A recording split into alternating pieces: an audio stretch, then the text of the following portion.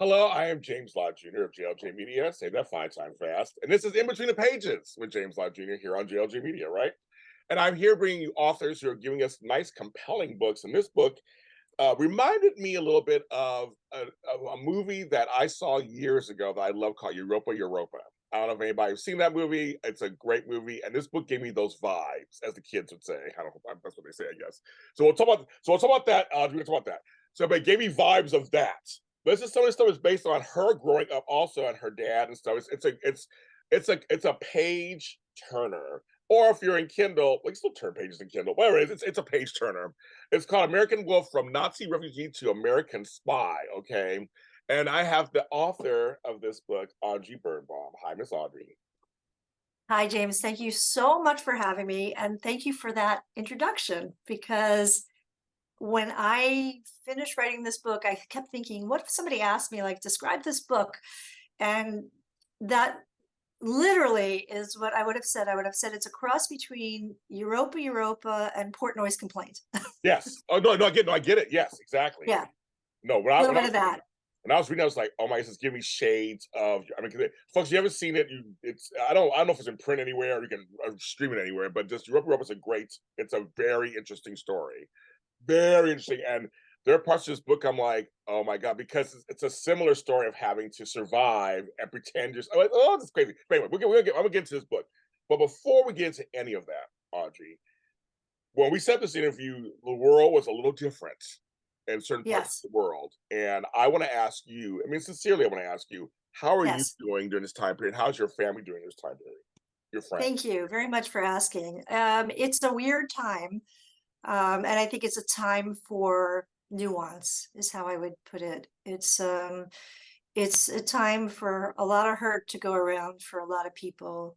And and yes, a time when there are no absolutes. So I know where you're getting to. I mean, I didn't write a book that was political. I wrote a personal story, a family story. Um, and it happened to come out now just because it took me a few years to write it. Right. Right. And it happens to be a story about my father surviving the Holocaust, and there's never a wrong time to tell a story like that. But it's also, it's a universal story about suffering and war and surviving war and displacement, immigration. And I think that's there are people can relate to that no matter what walk of life they're from. I read one of my favorite books I read this past year was Anthony Marr's book, Constellation of Vital Phenomena. I mean, a beautiful book, really phenomenal book. I'll just promote somebody else's book. Well, war stories are they're beautiful books because they bring out the best and the worst of humanity. And that was a fictional book, but I'm sure it was based on research and personal experiences. And so no matter what side of the fence you're on politically, it doesn't matter. You see human suffering, you see death. If you are a compassionate person, you will care about people suffering. And I don't know, I'm a pediatrician, right? So I'm going to care about people suffering no matter what. And I think that's all we need to say. Yeah. I used to be a nurse. And so I used to be a There you geriatric. go.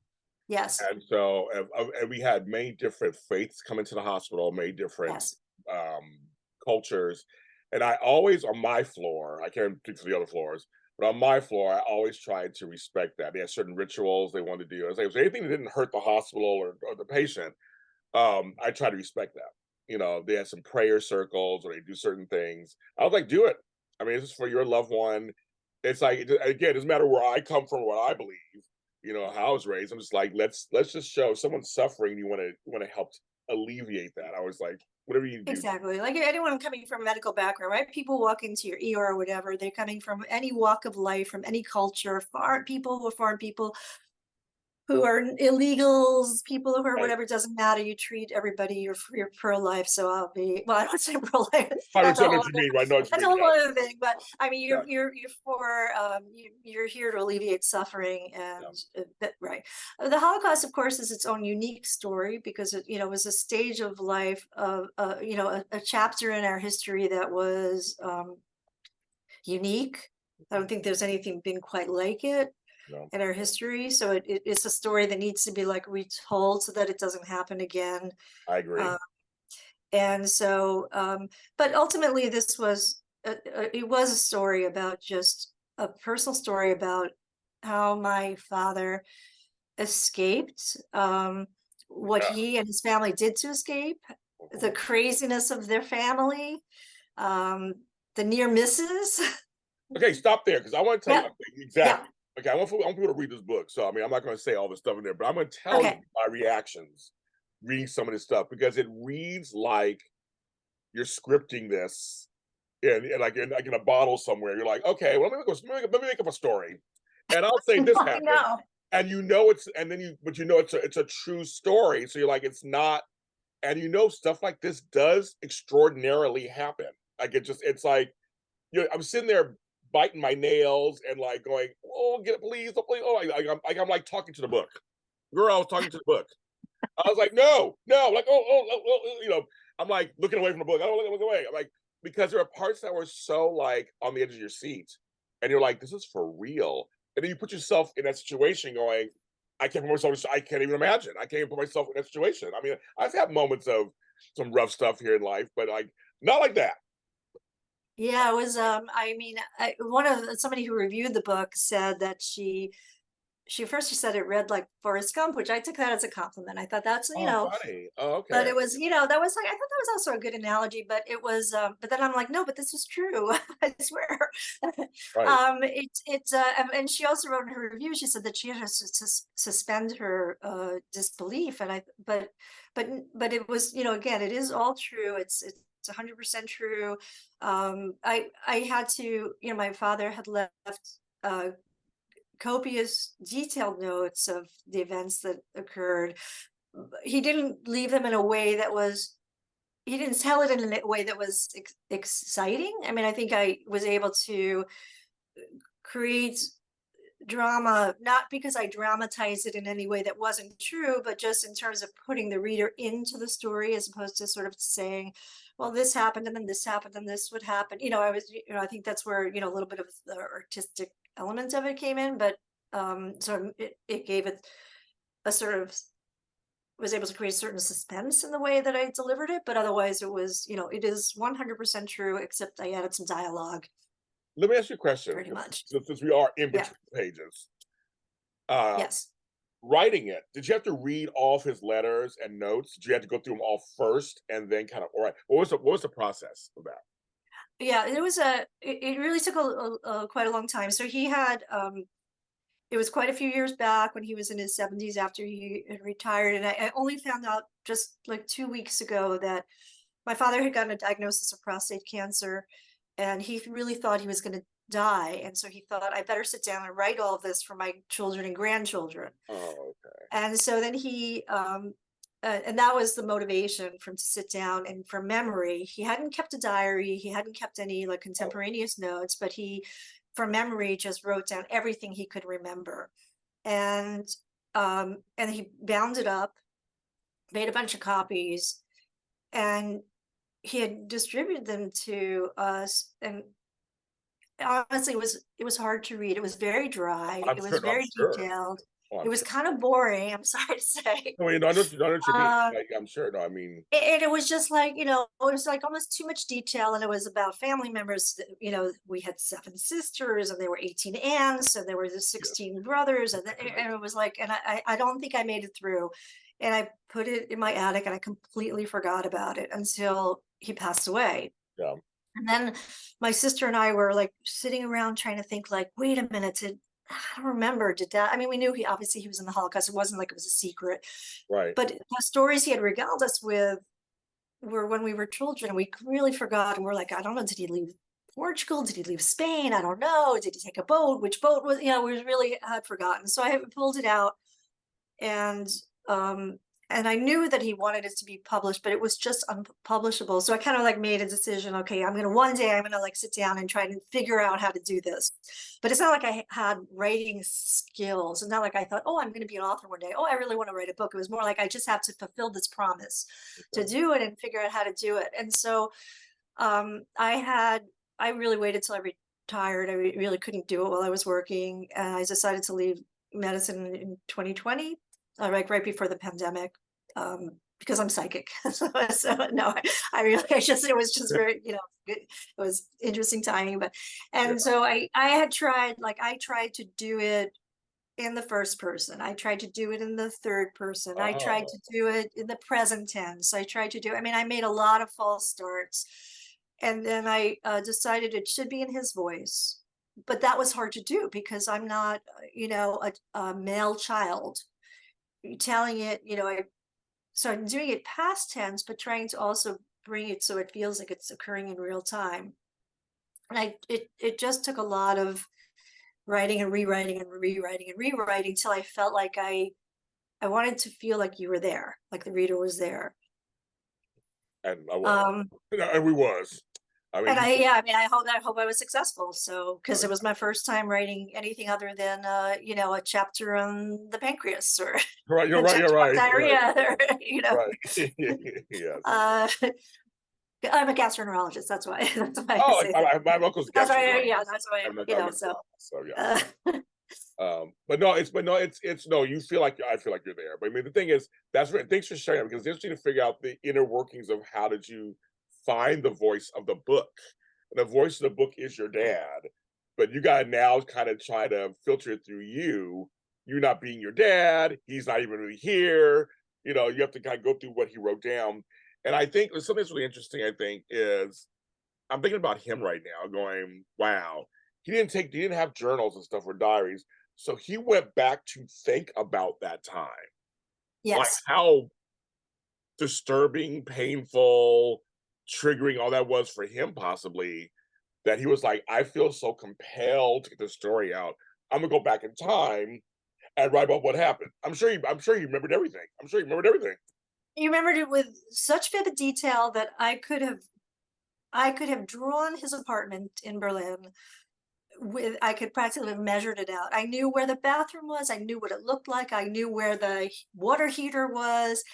But again, the way he wrote it was like, well, when you walk in the apartment, here's Anita's his sister's bedroom, and here's where the water heater is, and the mantle is gray, and but it didn't make for compelling reading. Yeah. And so again, to write it and as a person who wasn't a writer and be able to build that into the narrative in a way that was effective was the challenge, for me, because I have no skill. Well, I'm not. I didn't know that I had skills. I'll put it to you that way. Yeah. Like I had to figure out how to do it so that it, so that it was built in, so you could describe a person, not just say. And then my father did some things though that were interesting. Like he would say things like, "Oh, my sister was lazy. She was a lazy student." And I'm thinking, you were 4 years old. How could you? What are you talking about? Right. And I'm realizing that he's parroting his mother. As you read the book, you realize that his mother was a somewhat judgmental person, and she had a lot of opinions about a lot of people. And as my father's description, as I'm reading through this, I'm like, you've somehow taken on your mother's opinions to be your own, but they couldn't have been. You were a child. And so I had to somehow also like reframe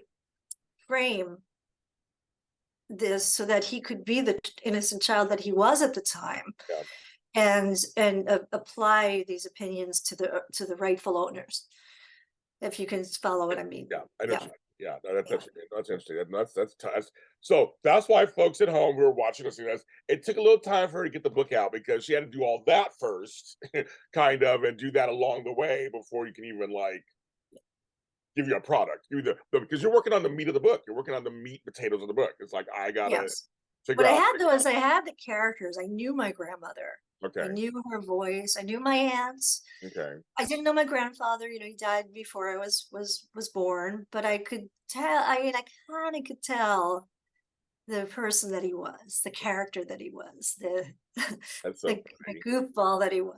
Yeah. So they made for good, they made for good characters that would be like in a movie. Like I could see the movie version the whole time I was writing. Oh, I can see it too easily. Movie, miniseries, whatever. I can see it. Limited series, I can see it. That's up to Netflix right now. Yeah, we're saying it out loud to make listen, everybody. Listen, we're gonna get it out there. Doing this book, and as you were doing it, how'd your relationship change with your father? I mean, he's gone, but you're learning more about him, all this stuff. I mean, how did it affect you and shape your relationship with your father? It changed me profoundly. I mean, I had, I think my father was a somewhat volatile person. Growing up, he had anger issues. He had trouble controlling his We anger. understand that, don't we? We understand why. Jesus. Yeah, but I didn't understand it growing up, Yeah. so I think it was difficult, and I had made peace with it, once I became a parent. And, I was no longer angry at him, for being, not always a nice parent. Yeah. But I think I didn't understand how much he had lost, till I was, again, not even just reading what he wrote, but writing it in the emotional way that I wrote it, like giving the emotion to it. Then, again, like the way you would write a novel, then all of a sudden it became so clear what, because I think he was guarded, because again, even when he wrote his memories, they still weren't emotional to me the way I read them. But when I wrote them and gave them sort of the emotional content, I could see all that he lost. I mean, I think he still had a lot of like defense mechanisms. By making, sometimes he would make it like this was the great adventure getting out of Berlin, or unlike most people who like never wanted to set foot in Germany again, he was proud to be a German. I think that's a strange defense mechanism. Yeah. Like a strange thing to sort of identify with his German roots in that way. So I think I felt a great pity for the life that he had growing up, for how much he had lost over and over and over again, even when he came here to this country, to not be accepted as a German, to be reviled for being a Jew, to come to this country and be hated again for being German because we were at war with Germany, to never be accepted as an American, and then just lose friends, family, more friends, just felt really bad for him. Yeah, no, that's it. And when I say that now, the anger stuff, I kind of get some of it, like where that all kind of started from. He had to have defenses up just to survive what he did, and also leave behind the sister, leave behind family, for this adventure, basically to save his life, and then to have that all left behind. I guess it must be really interesting. I think, from a parenting standpoint, his biggest motivation was fear. Yeah. Fear that the shoe was always going to drop. Oh yeah. You could never be happy because it was all going to be taken away from you. Yeah. I was thinking about this the other day. Like you used to say, like, don't ever tell anybody like how much, that we have any savings because you might be kidnapped. You told me as a child that I might be kidnapped. I was going to ask my sister if she remembers this, but Audrey, that generation that went through a lot of stuff. It's funny, when my grandmother died, and we were cleaning out her house, and we found bags of money, paper bags, just in random place. Like we almost threw them out, and we're like, no, I said, when we found the first bag of $5,000, just not. It was like, okay, everybody go through everything. Go through books. We found money in books. We found papers in books. We found, like, it was like they were hiding stuff. Like they were for a reason. They had their reasons why they were like, like my grandparents, they came from slavery, and they came. It was like there's just things like, we find a little bit of money, gotta hide it. Don't put it in the bank. Put it over here. Like the government come get us or something. They Yeah, have the those government, you fears. can't trust the government. I Right, mean, they stole it. right, The government stole their money. right. And so your father went through the same thing, I'm sure. Went through the whole thing of like, how can I trust anybody fully? Yeah. That must have been so weird. It's interesting. You and I, we didn't grow up that way ourselves. I mean, so I mean, it must be interesting for that generation. But we did. Well, That it's passed on in yeah, that's ways, true. You're right. You're right. it's not. I didn't live that way, but I think it's in You're there. right. No, you're right. You're right. No, you're right. But I stand by that. You're right. We all, well, we all, the generational traumas. You're right. We're all affected by them in some form. In some form. Yes. Right. In some form. No, you're right about that. But I still go back to him. I go back to them because they seriously lived this. And it's just, I mean, and for him to be so young in this story, he's so young. That's the thing too. I'm reading when he's so young, going through this. I mean, he wasn't allowed to be a kid. No, he really lost his childhood. He really did. But anybody, again, any child who goes through war Yeah. has lost their innocence. They've lost their childhood, and that's a tragedy. That's really a tragedy. So feel for the children. I do. Well, you're a pediatrician, so you know. So I was like, so for me, I have children, I have grandchildren, and I'm just like, I want them to be kids. I want you to be as kids, and here, well, I guess generational trauma did. But I had two girls. Their mother and I, we were like, we're gonna give you a childhood we didn't get. We were gonna make sure. Maybe we spoiled them a little too much. I'll admit that. But it was more like we wanted to make sure they were able to be kids and not have Yes. to deal with whatever our generations or generation before had to deal with. I was a latchkey kid in the 70s. We were one of those kids. My parents went to work and I had a key around my neck, and I went home and made dinner for the family. Like, I didn't want them to do. I mean, my girls didn't work in high school. They didn't work until after they graduated high school. I made sure. I was like, no, you're going to do. I want you to have the opportunities that we didn't have. So you're right about what I was holding on to on some level, possibly. Yes, I understand. You know what I mean? Because you want the kids to be kids. So reading the story, you're like, he can't even be a kid. He can't just play in his hometown and just live his life. That war does disrupt that, and that someone else's beliefs are disrupting that. Yes. Although there's a little part of me, and I can't verify it because he's not around. He spoke that sense that he had, and I don't want to give away too much, but there's a train ride. There's so much. I know I don't want you to wait too much either. Yeah, exactly. There's a train ride, that helps lead them towards their escape. When he suddenly sees this as an adventure, and I think to myself, did that happen by itself, or was his father responsible somehow for making him feel like, oh, we're on a great adventure? Is that something that his dad would have done to keep his spirits up, to keep him from being afraid? It seems to me like that's something that a parent would do to a kid. Be like, hey, that makes it maybe not seem so frightening and so awful. I could see that too, like a little bit. The movie Life is Beautiful? Yes. Are you familiar with that movie? I was thinking about that too. Oscar for it. It's actually, that's funny because it wasn't a movie that I actually liked very much, but because I found it when I saw it that there was it felt discordant. There was like a comedy, a Holocaust comedy.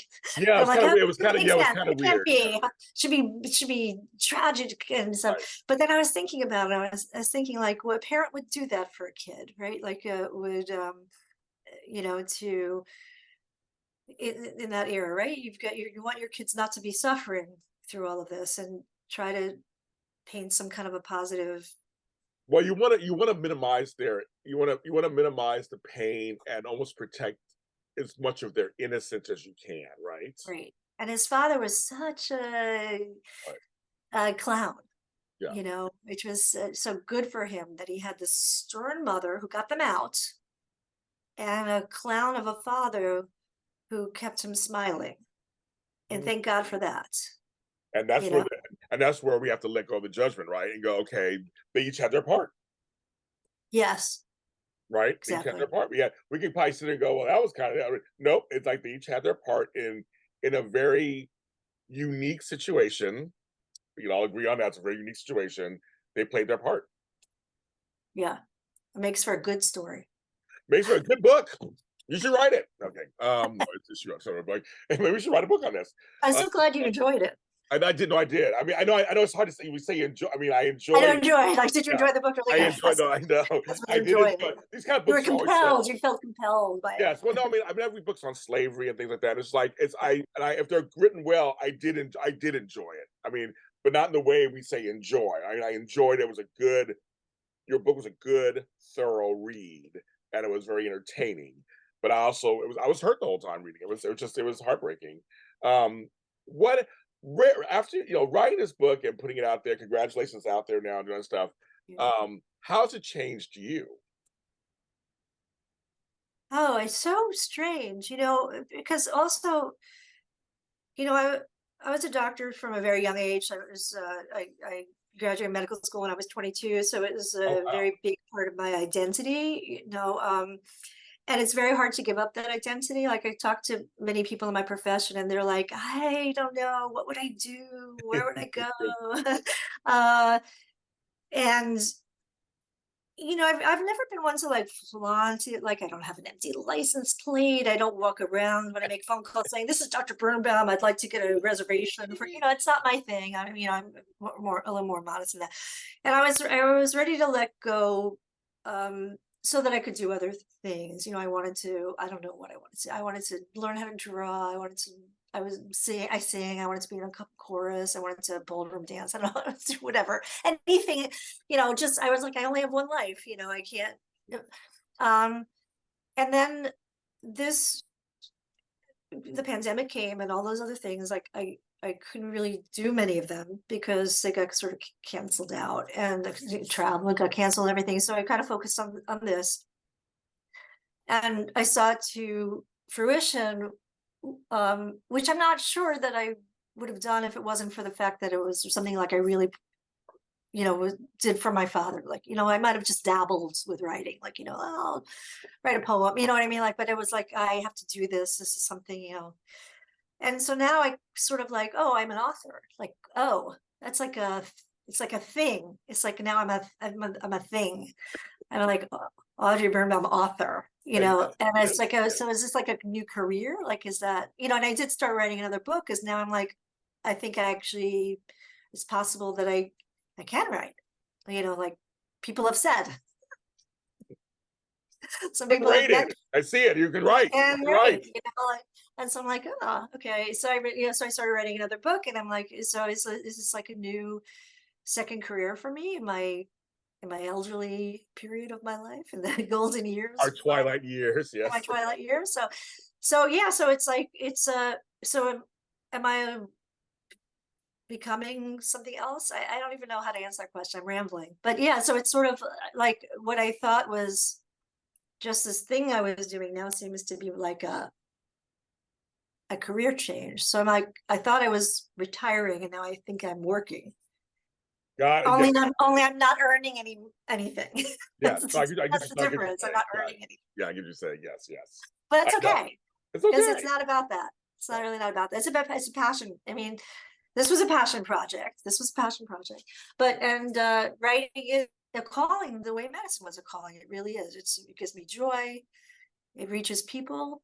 Yeah, those are good things. I agree. That's where we'll end it. Thank you, Miss Audrey, for being on the show. I appreciate it. Thank you. It was such a pleasure to talk to you. It was my pleasure. And the book is called American Wolf: From Nazi Refugee to American Spy, a True Story. It's part of the Holocaust Survivor True Story series. It's on Kindle, hardcover, and paperback, so you have no excuse. You can get it. Yes, and I have a website with a lot of information about the period and about the book. It's audreybirnbaum.Author.com. I would love if people would visit it too. I have photos, information about boats and planes and trains and automobiles. Automobiles, I know automobiles, yes. Interesting tidbits, and that would be I'll great. put it in the description. Thank you so much. That's audreybirnbaum.Author.com. If you did not hear that, so Yes. it'll be in the description. Thank you, But James. folks, books, reading, it's all great. Do it. Check out other people's stuff. I mean, I support the arts so heavily, as you guys know out there. I'm a big person about the arts when it comes to music or dance or TV or writing. The strikes are all over now here in California. We're very happy. Oh, thank God. Yeah. I know, thank God I go back to work. But it's just that the arts are very important. So support people who are writing great stories about life, and really, and seriously, you might see part of yourself or your family or your culture in these stories. They're very important. It's the old tradition of storytelling. You got to pass it down to the next people. It's like you said earlier, so we don't repeat it. And we're in very interesting times. So I think this book is very timely. You can follow me where all James Lott Jr.'s are at James Lott Jr. everywhere. And I have my own books on Amazon. So you can check it out, just go James Lott Jr. I saw it. I saw Yeah, it. yeah, Well, I'm yeah. Thank we're, you. we're all authors now. We're all writing books. But yes, so check those out also and support writers this holiday season. Everyone take care. Thank you.